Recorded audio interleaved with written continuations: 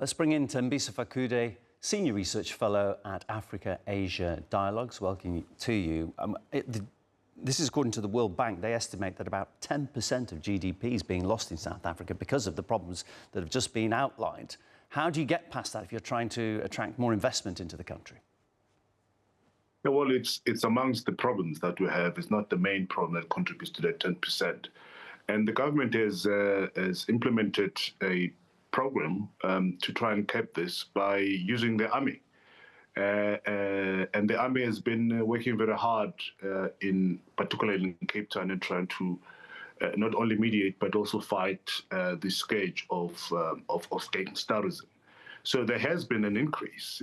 There is certainly still a concern in terms of the high levels of violence in particularly the Cape Flats or Cape Town, but there has been a significant decrease to the violence and the number of people impacted by this gang violence in Cape Town. So we'll have to wait and see, but at the same time, one has to say that the government has dragged its feet in terms of addressing this issue. This issue has not or was not supposed to reach the levels it has reached, but it was because of this dragging of feet by the state apparatuses and security, state security, to deal with this very, very important issue.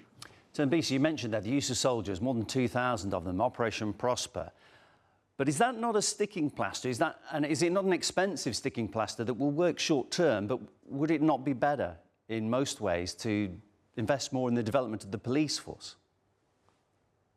Yeah, I mean, most of these interventions are bandit solutions. You need to start by dealing with human beings, the character of people involved in this.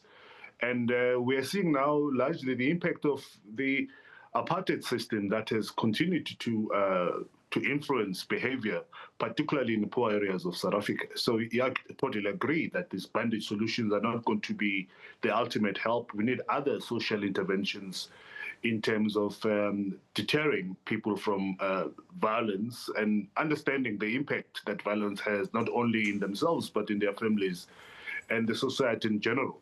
And so the multi-faceted approach is key here. What we see at the moment, we're only seeing the security cluster intervention in terms of dealing with this is police and the soldiers, but I don't see priests, social workers and other civil society trying to look at other social ills and problems within these communities, because once you solve that, then you'll deal with the wound, and it will be easier then to have other interventions to stop this violence. Thembisa, thank you so much. Thembisa Fakude, Senior Research Fellow at Africa-Asia Dialogues.